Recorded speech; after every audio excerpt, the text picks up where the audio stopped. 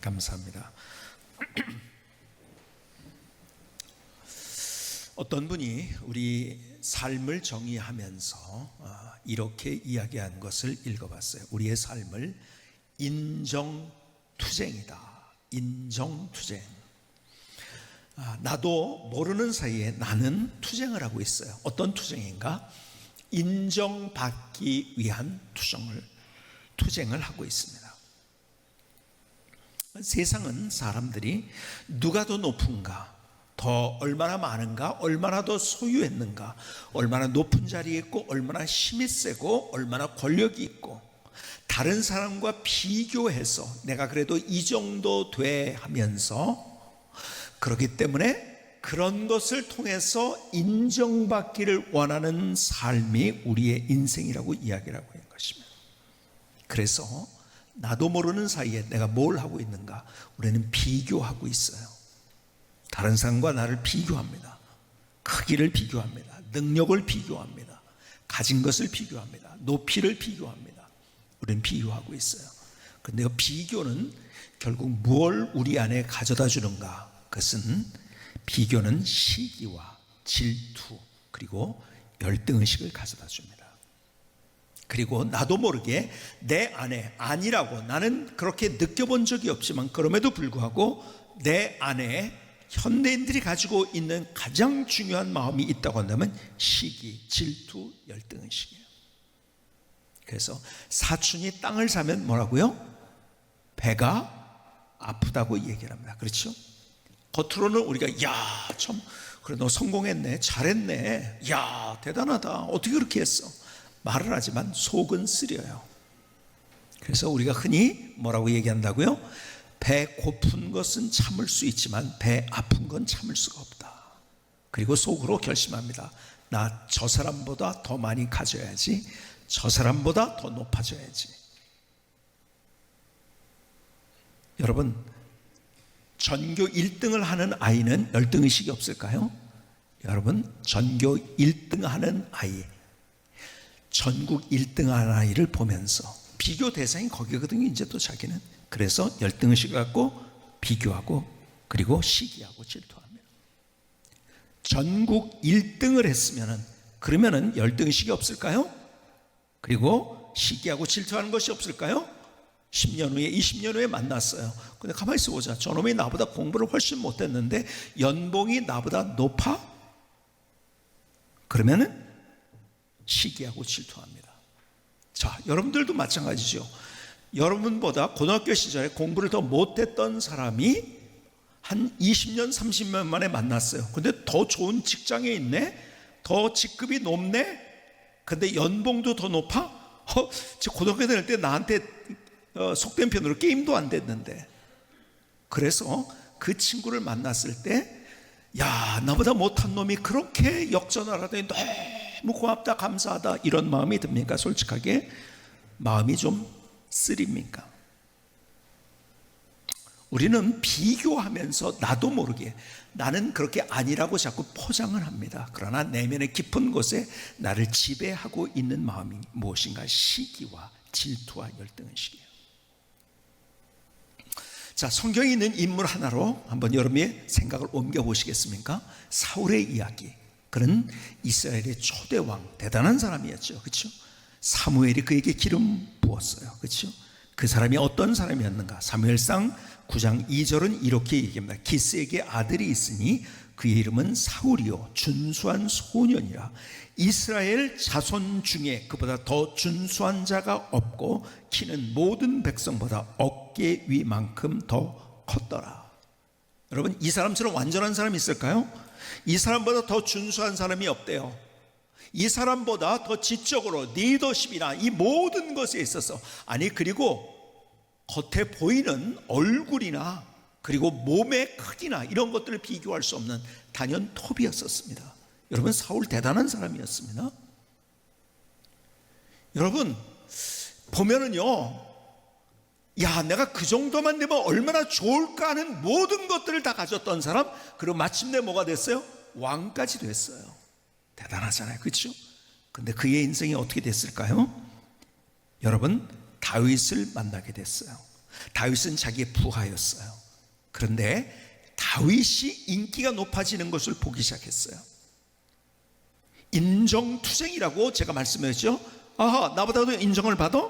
그러면서 사무엘상 18장 9절에 보니까 이렇게 우리말 성경에 번역을 했어요. 그때부터 다윗을 시기하고 질투하기 시작했습니다. 누가요? 사울이 그랬다는 거예요. 여러분, 그렇게 다 가졌는데요, 외모로도요, 그리고요 높이로도요, 다윗은 자기 부하예요. 가질 걸 뭘 다 가진 것 같은데 그럼에도 비교합니다. 그리고 거기서부터 뭐가 나오는가? 시기와 질투가 나옵니다. 그리고 그의 인생이 어떻게 됩니까? 무너지기 시작합니다. 자, 다윗이 자기 부하임에도 불구하고 다윗하고 자기를 비교하다가 시기, 질투, 열등의식을 갖게 되고 그것부터 그의 인생이 무너집니다. 그렇죠? 여러분, 극과 극은 만난다고 했어요. 그래서 극으로 가면 안 돼요. 뭐든지 여러분의 이념도 그런 것이고 여러분이 어떤 것인지 극으로 가면 안 돼요. 극과 극은 만납니다. 똑같아요. 자, 대단하잖아요. 그런데 이 사람이 열등의식을 가졌어요. 또 열등의식을 가진가 어떻게 하니까 교만하게 행동을 하는 거예요. 교만과 열등의식은 같이 가는 거예요. 그래서 어떻게 하죠?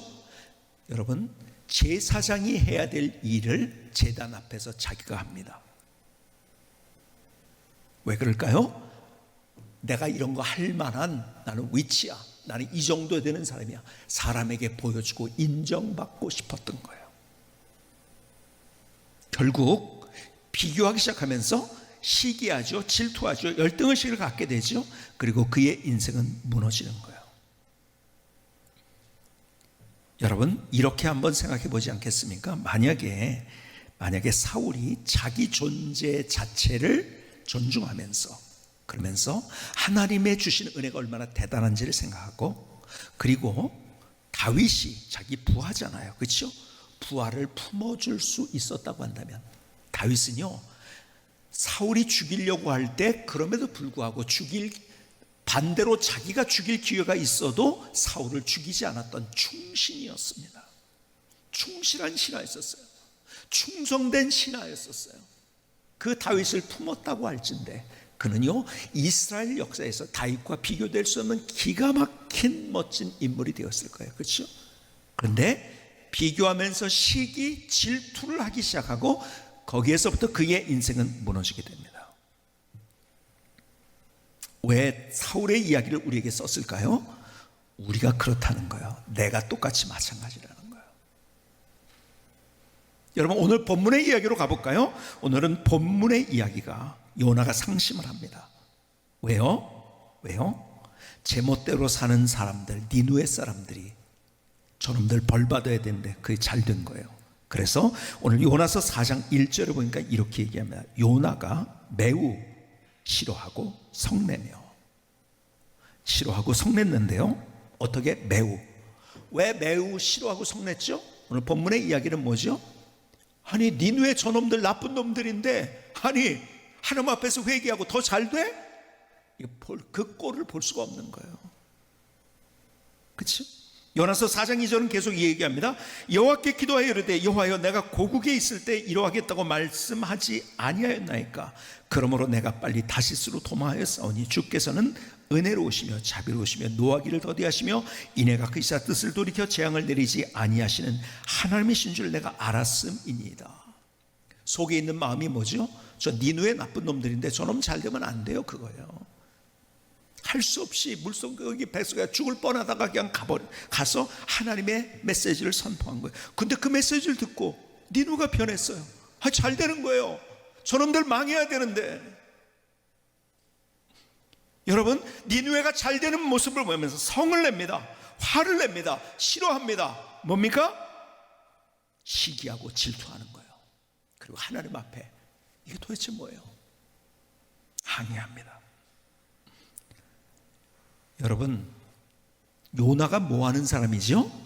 요나는 선지자예요. 선지자가 이럴 수 있는가? 그렇기 때문에 나도 그럴 수 있고 우리 모두가 그럴 수 있고, 아니 그럴 수 있는 것이 아니라 나도 모르게 나도 우리 모두도 그러한 삶을 살아간다는 거예요.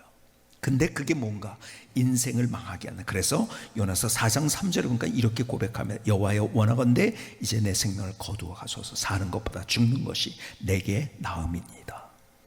시기, 질투, 욕심, 성냄의 결과는 불행이었었어요. 삶이 무너집니다.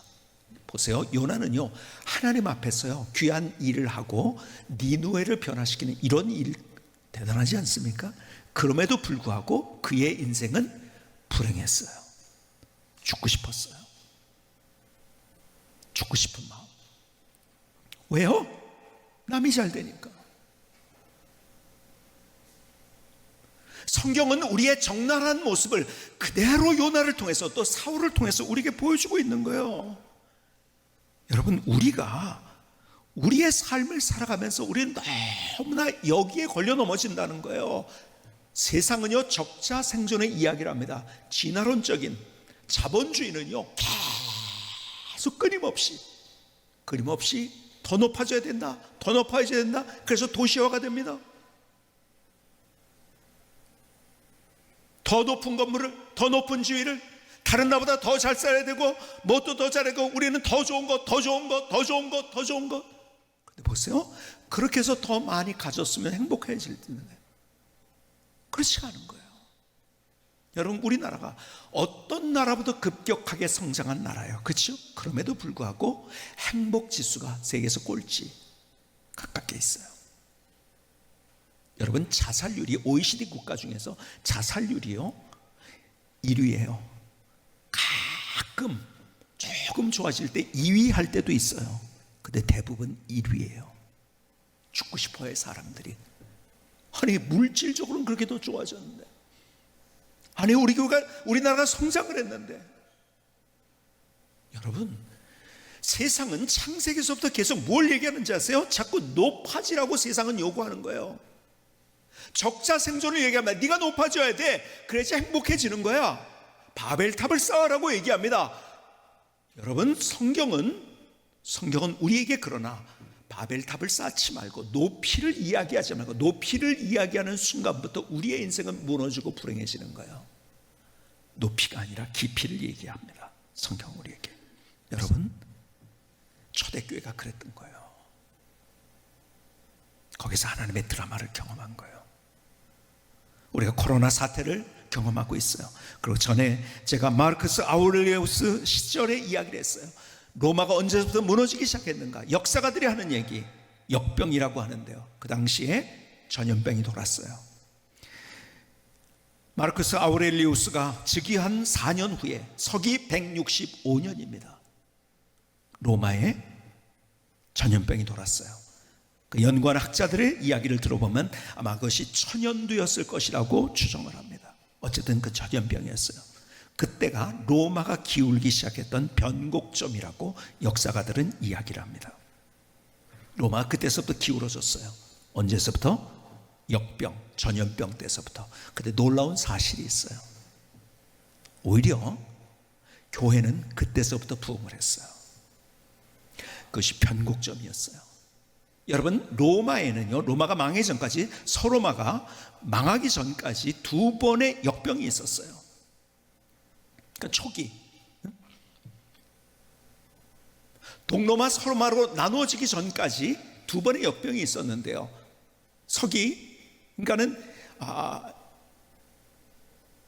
2세기와 3세기에 2번의 역병이 있었어요.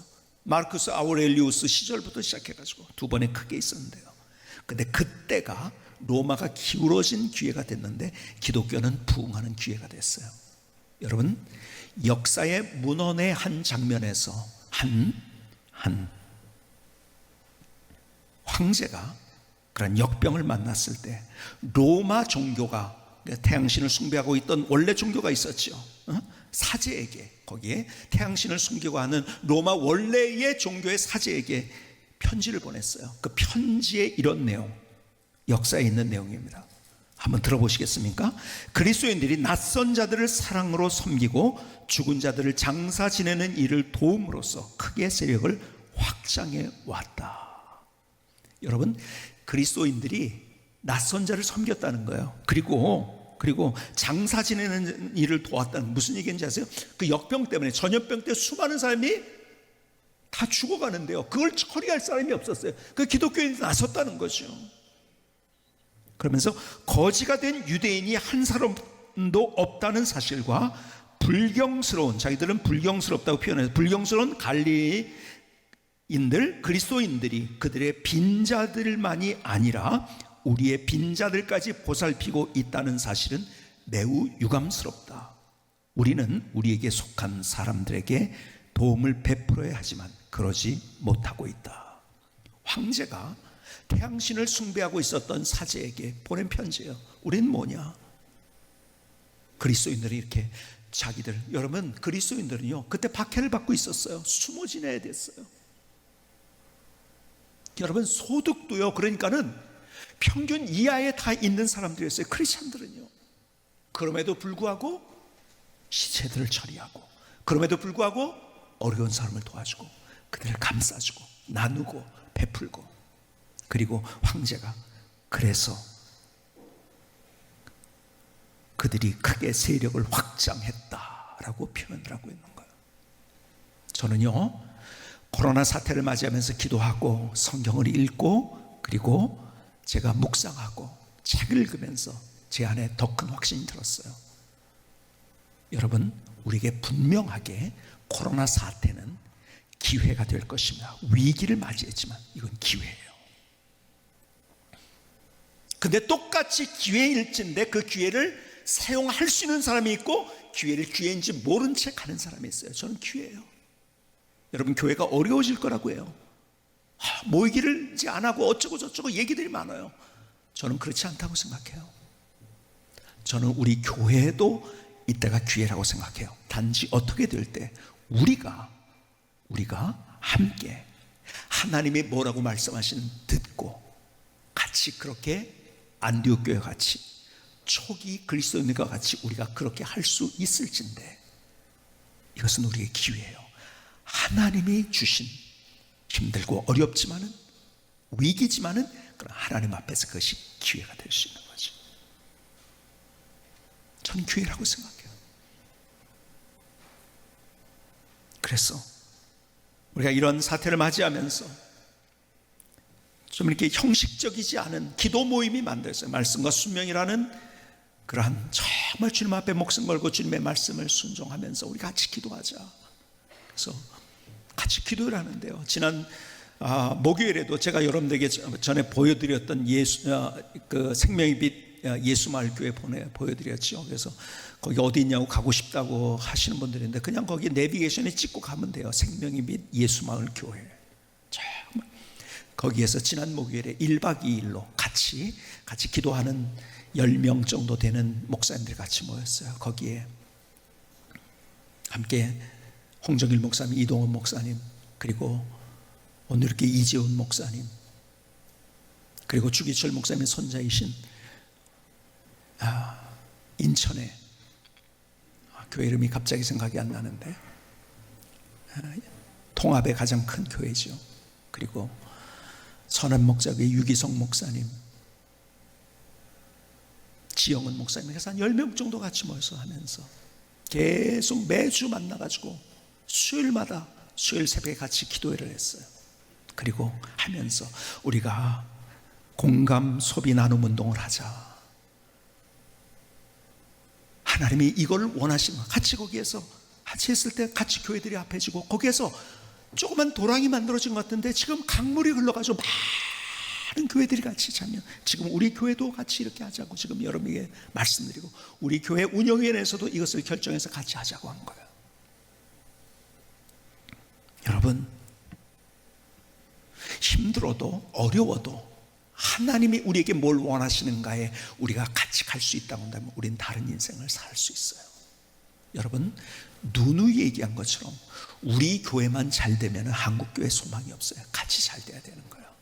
모든 교회들이 같이, 작은 교회 배려할 줄, 우리 교회가 얼마나 크냐에, 야 우리 교회 예배당이 얼마나 큰지 알아? 우리가 얼마나 많이 모이는지 알아? 얼마나 부흥하는지 알아? 이거 가지고 자랑하기 시작했을 때 그때부터 교회로서의 생명은 끝나는 거예요. 하나님이 우리에게 그렇게 바벨탑을 쌓고 우리의 가진 것, 우리의 높이를 자랑하지 않을 것을 예고했는데 언제부터인지. 그리고 자기는 조그만 교회 다니면 괜히 쥐눅 들어가지고 우리 교회는 이것밖에 안 되나? 여러분, 아니에요. 그것은 세상 사람들이 하는 건데 어느새 교회 안에 그게 들어온 거예요. 우리가 안디옥교회 모습으로 돌아가야 돼요. 지난주에 예수원을 방문했어요. 예수원은 우리 한국 기독교에 굉장히 영성에 자극을 준 곳입니다.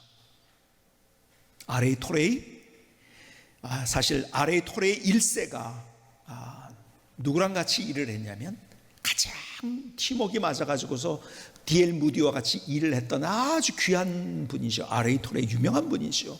그 아들이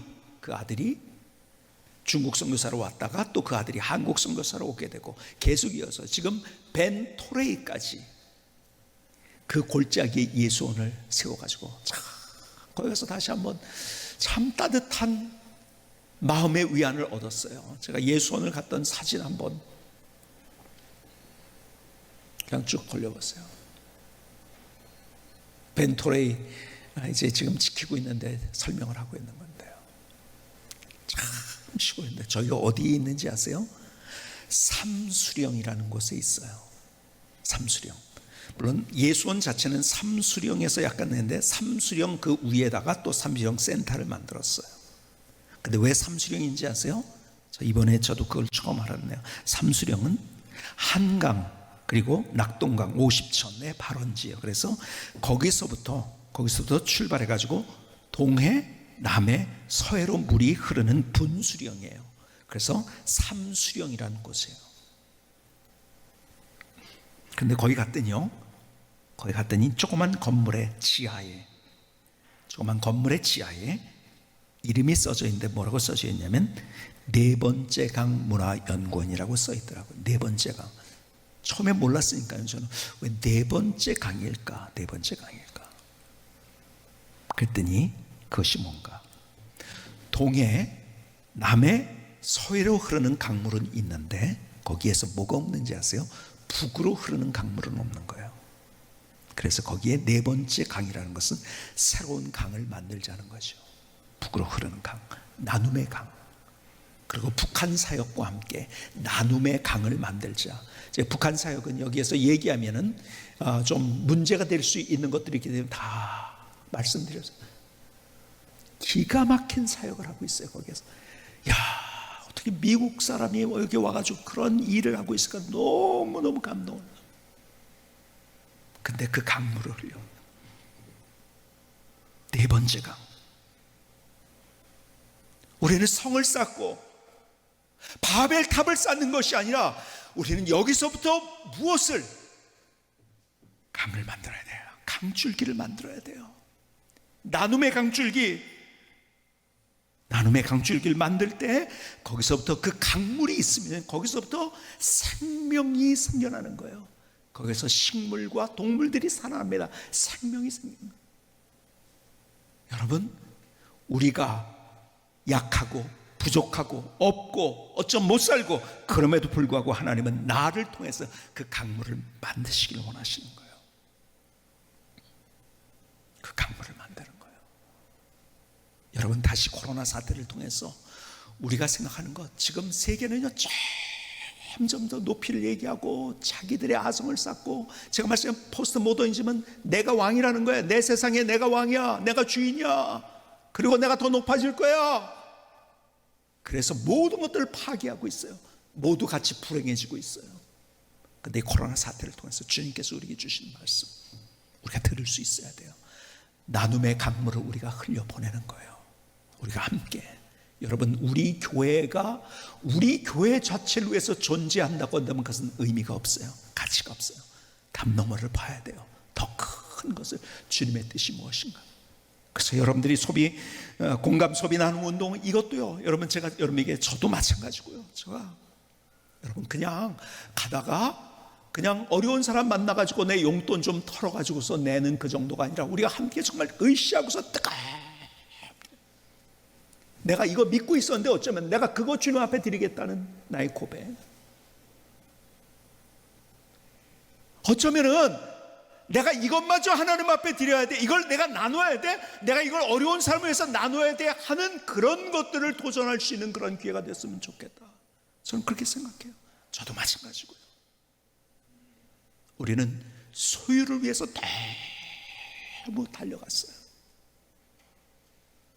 그게 악순환이 된 거예요.